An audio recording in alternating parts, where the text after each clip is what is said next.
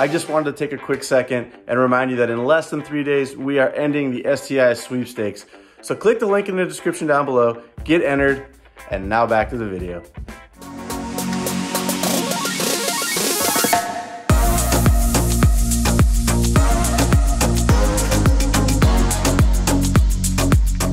Well, as you guys can tell, I'm in a pickup truck and I've got a 350Z following me very closely, and that's because it's on the trailer behind TJ's truck, which he so graciously allowed us to borrow today. I think it's time for the throttle to get a truck. What do you guys think? Leave a comment down below in the comment section. Let us know what type of truck we should buy. We seem like we need a truck weekly at this point for moving cars and picking up parts and metal and all kinds of stuff. So it's about that time, boys and girls. I'm taking our 350Z up to a company called throtlVIP. If you guys have been following this project, you know that Matt has been helping us quite extensively on this build. I've never built an electric car before, so I'm learning during this whole process. But Matt actually builds these cars in his shop daily. EV conversions are his business, and we figured during COVID-19, what better way to actually get this car done than to take the car to his shop. I am gonna go there once or twice a week, of course be masked and all that stuff, but work on the car in his facility instead of trying to get him to come down to our facility. I'll be able to shoot over there a couple times a week and actually get some work done on this 350Z.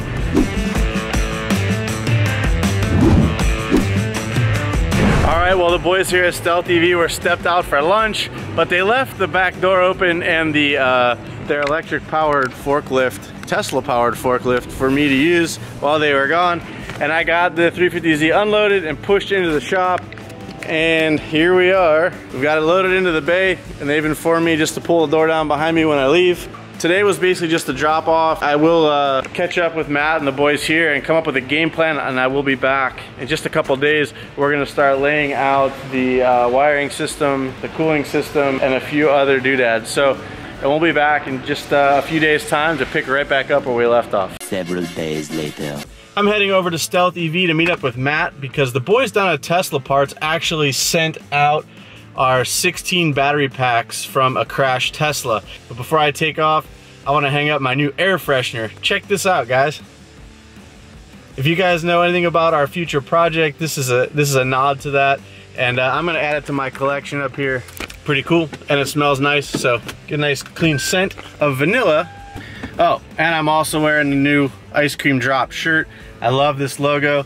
I think they knocked it out of the park. I hope you guys like it too. These will be available very soon on the throtl website.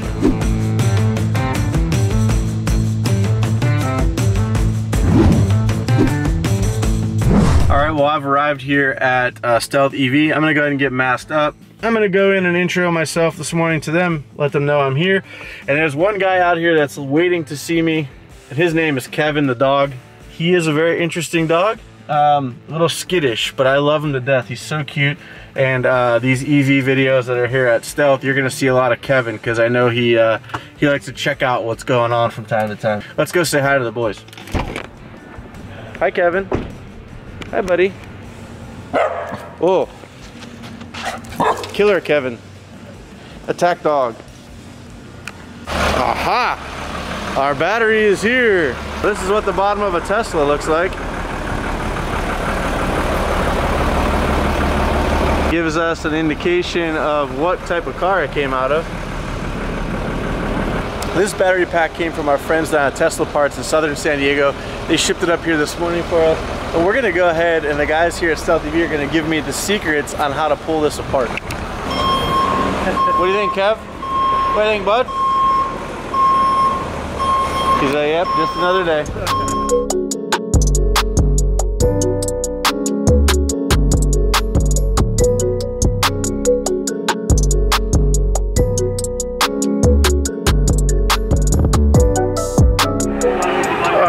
The battery pack is unloaded off the flatbed, which is pretty awesome. Neat little process. They do this a lot here at throtlVIP, so it's kind of old hat to them, second nature getting them off the flatbed, so they made it look pretty easy.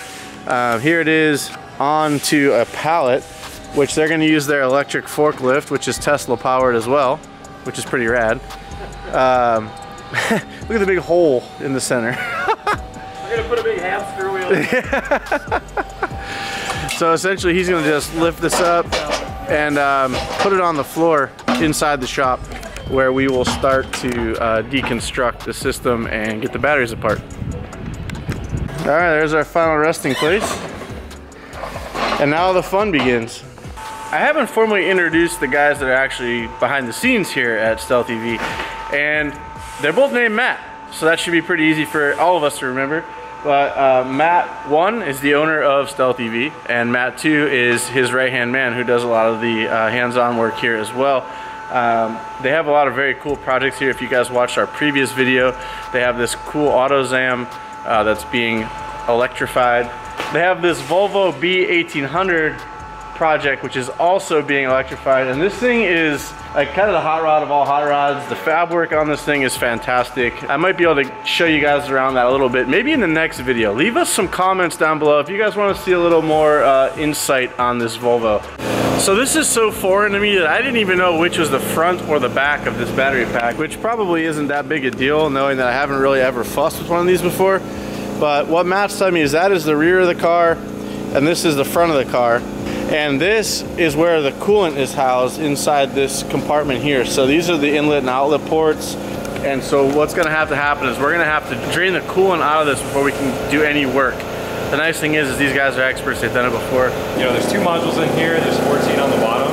The cooling goes through each one of them. Oh, there's actually 2 batteries in there? Yeah, there's 2 okay. there. So that's, those 2 cooling ports kind of feed everything. It's like a sprinkler system. You have your big 3/4 inch line, and then everything kind of bleeds off of that with smaller hoses.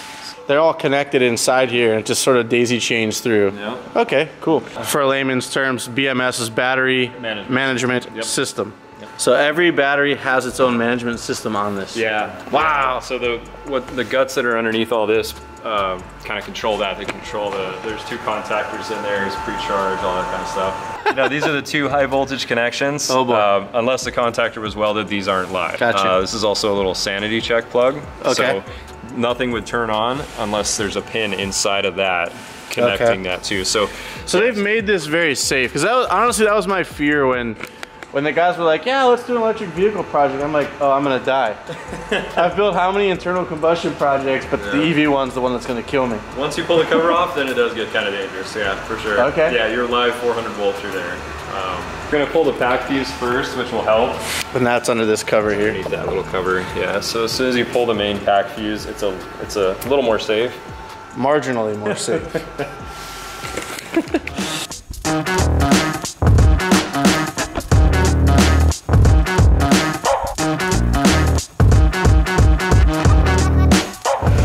All right, well that took us about 10 or 15 minutes. It's actually a pretty quick process, but what Matt was saying was it's actually very critical to get all of this coolant out, because it becomes quite messy if you don't. And if you guys have ever worked on an internal combustion car, you know, if you don't do a good job flushing out the coolant system when you pull your motor out or whatever, you end up having coolant draining out of everything, and it's a mess. So we actually pushed air through this system with their air setup that they have here, because they do a lot of these, and we removed about, I don't know, this is probably a gallon and a half of coolant out of these water ports.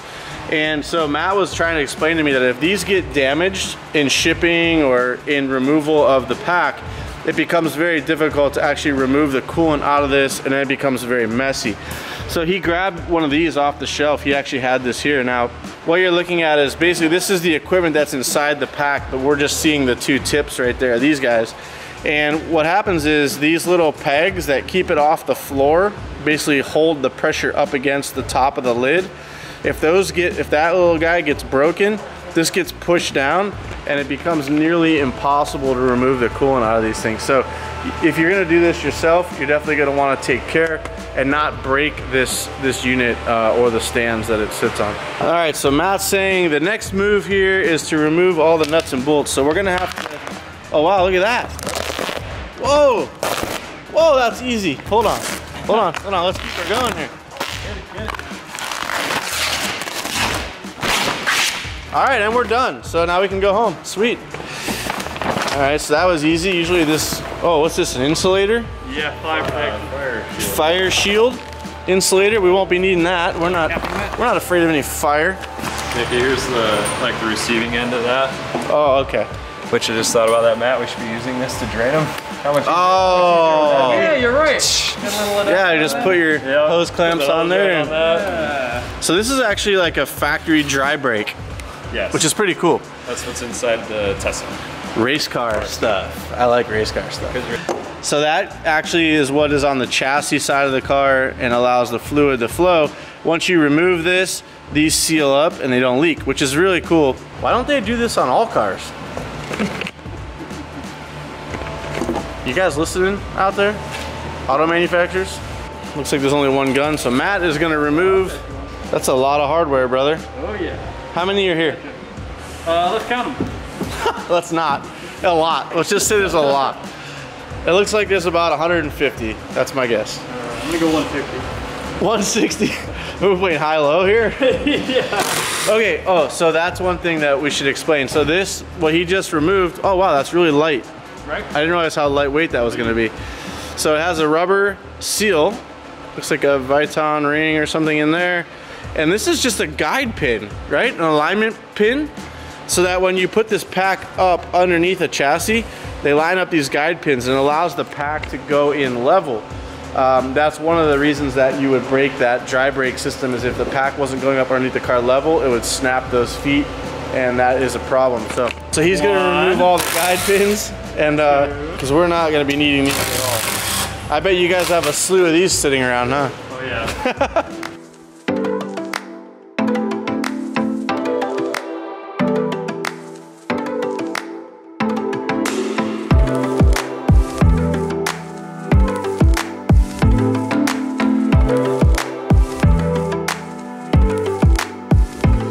All right, so we've come to a crossroads here. We've got all the bolts out of the container itself. Matt says we're gonna be moving the fuse out of here, which will disengage this completely then. I don't know about disengage it, but make it a lot more safe.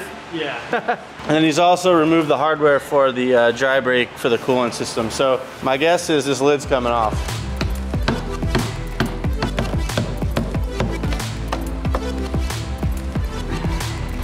Typical gasket sealer, isn't it? That's a fuse. Wow, that's a big fuse. All right. 130 amp.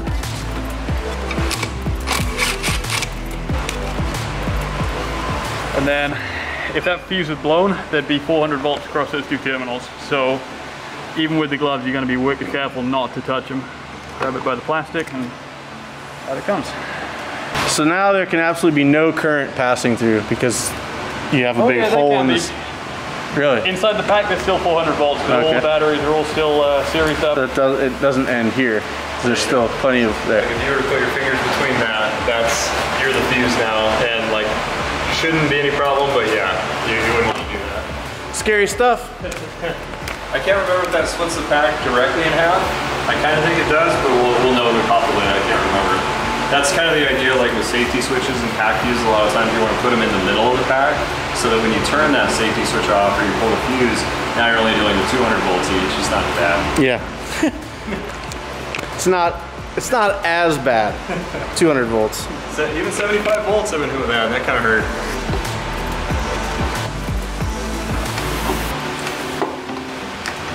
On the other side of that, that's why I usually on that one, but Take the weight off the bottom of the pack and there you go. There she goes. Oh yeah, okay, there you go. He-Man! All right. There you go, that's the first ones. What is that for? That's mica sheets. They're above all the modules just for a bit of vibration dampening and insulation. EM shield too, that's right. EM shields. Electromagnetic. Oh, very cool. So that's 2 of 16. The other 14 are hidden under there.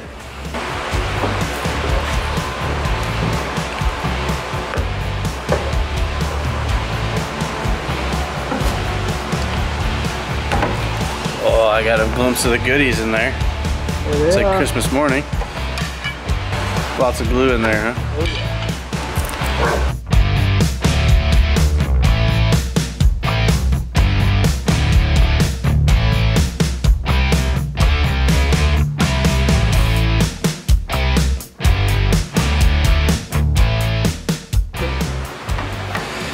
So Matt diligently pried that off. Took, what, about 20 minutes, 15 minutes? But now it's off. And there is like special techniques that they're using to do this. He's gonna go ahead and remove the EM plates, electromagnetic plates from the top, and those go in the dumpster, yeah? No. We'll use these in another project. Those do not go in the dumpster, but for what we're doing, they are not needed. So they're gonna sort those on their shelf probably and keep those around. But man, that's a pretty sight. That's a lot of batteries. All right, now that the cover's off, Matt's actually going around and cutting the coolant lines that run down the side of the pack that basically connect all the batteries with coolant lines. So they're basically push to connect fittings. He cuts them in half because it's much easier to remove them that way, and we're not reusing these lines anyhow. We may be using the connectors, but we will not be using the lines themselves. That's why we're able to cut them and it doesn't matter. He's got me removing some of the lines up here on these front two packs. I've already removed two. I've got one more here, and then I'm gonna try to get these as well. But actually pretty cool little connectors. They basically release the yellow guy and then they just slide off. So quick disconnects, there we go. And they just pop off. So those are all salvageable. What's cool about these is they're just like heat shrunk onto here. So you can just heat these up, pull this connector out of the hose, and you can actually put your own hose onto these so to reuse them. And according to the mats, these have 3 O-rings inside, which are really good. Very nice OE quality. There you go. What's he doing, Matt? What's he doing? He's pulling out the BMS wiring. So these are the boards I was talking about earlier, where each one of the modules has its own BMS. These all connect to this main board here. Like I said, the BMS and all that, the shunting, everything is handled on the module, which is pretty cool. So most of this is power and communication. Okay, gotcha, power and communication. So one other thing that I'll explain while they're unplugging the rest of these modules is that this component is actually basically the bottom of the car. And so you can probably tell by looking at the shape that that's what that is. And so basically these batteries or modules are embedded in the floor of the car, and it can unbolt and be dropped out. Really, really cool concept and execution. But one thing that really intrigued me was this thing is pretty much watertight. So that's why everything is so hard to get off. It has to be pried off, is because it's actually sealed with some sort of silicone or some type of sealant that keeps water out. And he said it's not uncommon for like a flood type vehicle to actually be taken apart and this to actually be dry. It can happen. So Tesla did a really good job of sealing these up. It makes them a little more difficult to take apart. But if you think about it, at the bottom of a car, if there is a flood situation, that's the first thing that's gonna get wet. So having these watertight is actually really important. This is the BMS board that we're looking at. This is what's actually on the module. Oh, okay. So cell tap wires come in on this side, and then there's 2 thermistors on each module. So there's 2 different styles. This is the earlier generation from the 85 packs, and then these are the 70s, 90s, all the new generation packs. Where this one's missing a plug, but normally they have 2 plugs. Quite a bit more compact too, huh? Yeah, right? Not much, a little bit. And then so we take these off and then we put our boards on. Oh, yeah. Hey, look at that, even branded. That's nice. So we'll be running these on ours. That's correct. Or anything that leaves here is running these. Correct. Specifically. Yeah, because we haven't been running any of the stock BMSs from Tesla. You can, but we use Orion battery management system, so these work well for that. Nice. But yeah, this goes, you know, uses the same rivet holes and everything as, you know, what's holding them on the module now. Right. And then you hook your cell taps and thermistors, and all it really is it's just relaying everything to one plug. Okay. So you can hook your. So it's gathering all the information and putting it into one plug, and yeah, and it's just voltage and thermistors. So okay. 2 resistive thermistors. Gotcha. Yep. So we're gonna go ahead and start pulling the modules now. We usually start like, you know, in this middle area. Again, it's the same thing as like the fuse. We're just trying to limit the voltage while we're messing with the rest of the pack. I mean, we're careful with everything, but if you knock a couple of these out, now you're only talking about working with a few in series at a time. So a lot less risk when you split them in half. Right. So effectively, you're splitting the voltage in half, or yeah, exactly. And then, you know, thirds, quarters, all that stuff, right? Breaking it all down. Like the more, like these ones are in the middle. So as soon as we take these two center out, now we're really down to like small groups. Okay. But right now we're gonna pull these 13mm bolts out of the terminals. When we do this, we have to be very careful that a bolt can't just fall right out of that, you know, right out of the bus bar and terminal, you know, and touch something else. So this is delicate. Delicate so side. This is probably the most delicate part of the whole disassembly.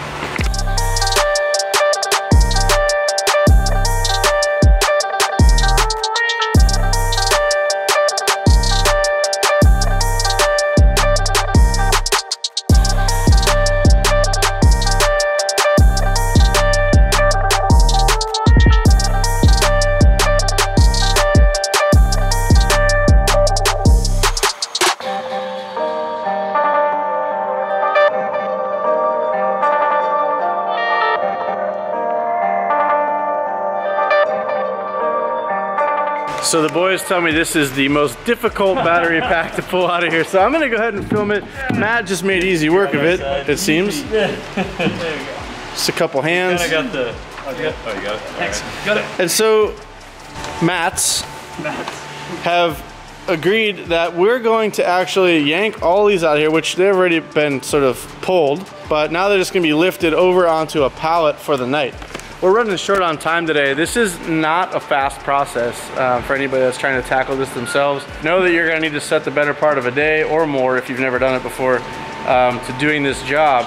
We're actually gonna install one of the throtlVIP cell tap boards onto one of these modules, which is basically gonna go right here.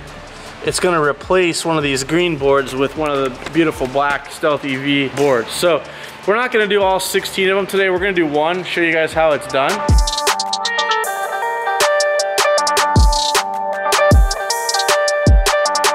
All right guys, well we've dragged one of our 16 batteries over here, and one of our Matts is gonna take a break. The other Matt is gonna pick up where he left off and show us how to install one of their throtlVIP Cell tap boards. cell tap boards. Yep. So this is so we can hook, you know, our external Orion battery management system up to it. Which is what we're gonna be running. So the board comes just like this. Comes with a pack of pins. A lot of people get this confused and think, where's the matching plug, guys? You just gotta pull that off. Oh. It's just, Wow, maybe that's not the right customer for you. Yes. Immediately you're like, oh man, oh no. All right, so pull that off. There's your plug. These are just the Molex MiniFit Junior pins on our website with the links and all that stuff. Do you need special tools to install this? Yeah, I mean, you don't. Like everybody finds a random crimper that'll work, okay. But this one, so the part number is on our website as well. So anyway, you're gonna connect your Orion cell tap boards, or you know, dilithium BMS. There's other BMS options. These will work with really anything. But again, all it's doing is it's taking all the cell taps. This is from the factory Tesla module, and then these are the thermistors, and it's just putting it in one convenient plug. There's really nothing fancy about this. So it's simplifying life a lot easier. Okay, and so it's gonna replace this board here. Correct. Okay. 24 volt. You're not really gonna get hurt. You know, there's not a lot to worry about here. So we found it's easier just to flip them over on their top. You know, be careful of the terminals. These are pretty fragile to break if you're leaning on them. Same with the cooling side. So just a little tab there, and then there's just two little adhesive strips. It'll just peel up. Oh, I see, on the inside of it. Yeah. Okay. And then, you know, I just it's pretty simple, straightforward. Kind of keeps it out of the way. Pull it off to the edge of the bench, just so that you can get this part down. Ah, I gotcha. So it's pretty flexible stuff. Mm-hmm. These are all live. So as you go to, you know, pull these little rivets out, they're a 2-piece rivet. Those are all live. So if I was to do that and, you know, touch across those, that's bad. You're gonna burn up one of your cell tap wires. Okay. And so we had one module that a guy did that to, and it's really hard to get it to stick. You can't solder these wires back. Oh. You can't get enough heat in them. Oh, so geez. the only way you can really do it is like a good spot welder. Okay. Likely. I just come in here with these flush cuts because it's real easy to So you pull that little pin out? grab those. You can use needle nose too. That way you don't have to worry about like cutting through them. I've just found it's Delicate a little easier hands, for me yeah. with these. Yeah. Just pulling And those that are just out. like a flush cutter. Yeah. But to be clear, you're not cutting anything. Correct. You don't want to, at least. And so those are the main source of fastening that board to the Yeah, those are module. those type of rivets. Yeah, and they where just the center end expand. expands the end. Okay, yeah. perfect. And then I'm just coming in here, like you'll see this little back pad here. I'm just kind of giving them a little, just a real light twist, right? You're not trying to damage the circuit board. I mean, if you're doing these on your own, there's a chance you might be able to sell these, you know, if somebody's interested, so you can just keep them. So just give it a little delicate pry with the twist of the screwdriver. Yeah, we've seen, you know, a handful of customer pictures. They sent us like, where this is just split off. You know, they didn't pull that like center rivet out, you know? Yeah. It's a little sharp, watch those. Same thing here, just kind of a little plastic edge. You can just get right underneath those, pop that out. Again, these 85 modules, they're the easiest ones. So when you get to this side, there's just a release plug right there. Pop that off. And then you get to the thermistor side, pull that off. We do a lot of quality checks. This goes through three different stages because it is super important not only that none of these bled off into each other, like, you know, got soldered in the process or something, or maybe it's not even connected, because you're going to get these modules in, they could be buried, and you'd have to pull the whole thing apart just for this. So these are pretty inexpensive, especially for what they are, but like we do put a lot behind them to make sure that they're good stuff. Yeah, I'll say in our application, if we have to fix one on the bottom of that bin, that's hours of work. Yep.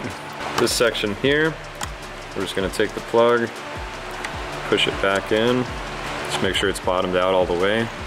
Same thing here. Just gonna go till you hear the click. Make sure you're not crushing any wires, like in between this cooling channel or anything like that. It's easier to put the bottom ones in first because we have two sets of holes. So it's easier to put the bottom ones in first, and then you know which two top holes to use. Making sure there's nothing pinched in there. So again, I'm just using this side because it's something flat. You could use a flathead screwdriver or whatever. Again, now these are live, so if I were to get that across those, I'm gonna mess up my cell tap wires. These ones here, yeah, because these are all connected to the cell taps on the other side. So, you know, as I'm pushing this in, really you should use a plastic tool when you go to put these back in, just so you don't accidentally bump those. And then we'll drop this back down here.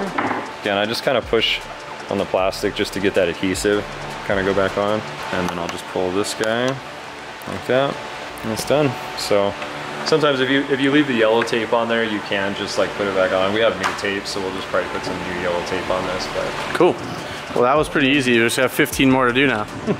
A lot of people get this confused, and I understand too, like, but you just need to look at this and take this image and put it right on top. Like if you took this image and put it right on top, you're looking at it from the wire view. Gotcha. The wires are coming out this way. Yeah, so rotate it up to the top. So that when you look down, this is what you're seeing. So T2 is the upper right corner. Yeah, T2 upper right, you got it. I could figure this out. When you're checking these with a voltmeter, it'd be really easy to take those two pins, like if I'm not careful, and I can cross those two.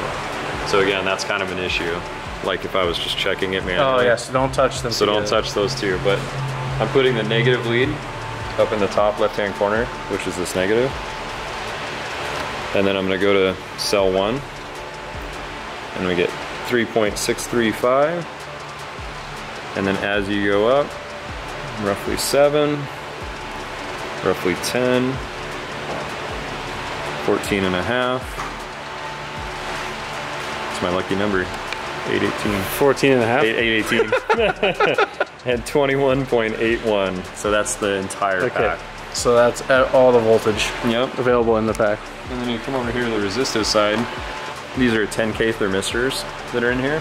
So all you gotta do is, thermistor 1 is on the inlet of the cooling side. Like a lot of people are gonna wire this and they're not even gonna think about this kind of stuff, but we do. The inlet side of the module is always the lower side. So T1 is gonna be the thermistor on this line. So when we wire up all the thermistors, we do make sure that like we wire them just like we do the BMS. So we can actually tell how hot the water was going in versus coming out, right? So right here, T1, that's your inlet thermistor, and T2 and T2 is your outlet thermistor. So what we're doing right here is, all we're doing is we're just checking resistance. Up there is 10.14. So we're checking that one, and we want to compare it to the next one, 10.3. So as long as they're somewhat close, because temperature changes them, right? So if it's 100 degrees out, that's going to be a different reading than what we're seeing here. But yeah, everything checks out. Simple as that. With that, we've got 15 more to do, which we're going to tackle in the next video. I want to say thank you guys for joining us today. This was a bit of a long day and a long process, but I want to give a huge shout out to both the Matts over at throtlVIP for helping us out. I could not have done this by myself in the matter of time that it was done here. These guys do this very regularly, so for them it's just another day on the job. So huge shout out to them, and I'm looking forward to seeing where this project goes going forward. I'm going to be here a lot, so get used to seeing this shop and seeing all these cool cars. We'll see you guys in the next one. Thank you so much for subscribing to our channel. Thank you for the comments. If you have anything that you want to know about electric vehicles, let us know down below. I'll ask Matt. I'll give you guys the answers. We'll see you in the next one. All right, well, for those of you guys that actually made it all the way to the end of this video, you're gonna get a treat. Those of you that dipped out early, sorry, but you don't get to see this. We were here working today and a special vehicle cruised up. It was actually a couple hours went by before I even realized it was behind me because it's silent. That's right, it's a 1949 electric Mercury. And Matt built this a number of years ago. Well, this was at SEMA a few years ago. It's actually just back here to finish the battery thermal management system. It's kind of been an ongoing thing on that side. It's been plenty drivable. It's gotten a lot of traction out there. It's so cool, man. You guys want to take a look at the front? Yeah, let's see the front. I know this car was a hit at SEMA. I remember seeing it myself and thinking, wow, that's really cool. But it just looks like an old car. Right. So well, I guess that's what the customer was shooting for. Like Jonathan over at Icon 4x4, you know, he's big on the patina thing on the outside, right? Like he's, you know, he's kind of, I don't know if many people were doing this before him, honestly. Like, you know, leaving the outside and completely redoing everything under the skin. Maybe, yes, on the outside, this is all original, original rust, original patina. But under the skin, Art Morrison frame. Wow. You know, 6-piston Brembo calipers all the way around. Independent rear suspension. Everything on this car has been updated to modern, right? It's just got the outside skin. So all the interior, they did all that stuff. Really, it just came to us for the EV side of it. This looks like an internal combustion engine of sorts. It's obviously not, but what's the story with this setup? I mean, obviously these are your controllers, and what's inside the center? What would be like the engine part? As everybody knows with Jonathan's builds at Icon, like, I mean, they all have some like really, really awesome special flair to them, you know what I mean? He's got a really good eye for that kind of stuff. But anyway, I mean, he did all the designs for this himself. And so how this cool. was gonna come together, like, they took care of all the machining, they did all that on their side. Underneath here is 7 Tesla modules, so it's not just wasted space. So, you know, we fit a full 16 pack in here. Wow. 7 of them went up here. We have some under the floor, some in the trunk, some in like the rear package tray. I mean, we put them all everywhere over the place. so that, yeah, when you're walking, like, you know, the customer wanted the back seat. You know, I think he's got kids, course, family, yeah. like he wanted everything to be normal, right? So, I mean, he's got every bit of space that he would have had before as a gas car. So one thing that jumps out at me is I know these are the power cables, and they've actually gone and shielded them with what looks like an old school fabric covering, which really mimics like a cooling line or something else that you would see in an old car. That was another one that Jonathan was like, hey, can we put these on there? And, you know, I said yes. Yeah. That actually was a lot more work than you ever could have imagined, sliding that many feet of cable through that stuff. I can imagine. Yeah, I mean... And it carries on, like, even into the back where it's going to disappear. It goes all the way down to the motor, you know, all the way up to the front here, you know, so the underside is beautiful. So this is for the 12-volt system? That's correct, yeah, because it's kind of buried in the, you know, in the fender, so man, you don't want to have to, like, access it. This car is really cool, and so you guys were basically solely responsible for making it an electric vehicle. Yeah, we had a big part in it. Like I said, he designed the, you know, underneath the hood, like what that engine block was going to look like. But I don't remember any 49s having one of those, bro. No. Wow. We had an artist of Jonathan's actually do the graphics, and then this is an Andromeda display. And so the Andromeda displays, they've always been really good to us and willing to help us for these like crazy one-off projects. And so they made it work. So it's got 16,000 miles on it. It's got 95% battery charge. and it has a very old school looking dial, which is so neat. Well, if you look at the mercury gauges, they're close to that. That's what it was modeled after. And like you said, you were able to retain the back seats, which is really cool. You know, when you start adding batteries, that space goes away really fast. Well, originally this build was the batteries were supposed to be in the back seat, like a good majority of them. We were, you know, right. Some were gonna go front just to balance it, but like I wanted to just ditch the seat. Yeah. And I left Icon a month or two. They were working on some stuff, and I come back and we're putting the batteries underneath the car. We're putting them in the package tray. I'm like, oh no. But I mean, now that it's, you know, you pulled it off. Done. It's, you know, it was worth it, but it was a lot more work to have it that way. Such a cool vehicle. You know, Icon 4x4 obviously does a really good job with the patina and keeping the outside looking old, but modernizing all of the systems and everything. And so this is the ultimate in modernization. You have an electric 49 Merc with all the goodies. And one of my favorite things, like there's a lot of details in these builds. One of my favorite things are like these little emblems that they custom make. And I really like the little lizard on the hood. It's just a cool touch. I don't know how that's fastened, but oh. I think it's just glued on. Nope, it's got bolts through it. Yeah, it's pretty cool. You know, if you look at our Instagram, I don't know how many posts ago it was, but it's just the bare frame with the motor, you know, already mounted. Oh, wow. So you'll get an idea what it looks like. So we'll drop the Instagram right there, guys. Go check it out. If you're interested in more on this build, there's a bare photo of the chassis itself. Naked frame. Which is pretty cool. I'm actually gonna go check that out too. Sweet, well, thanks for sticking around, guys. We hope you enjoyed this little Easter egg at the end of our video. We'll see you guys later.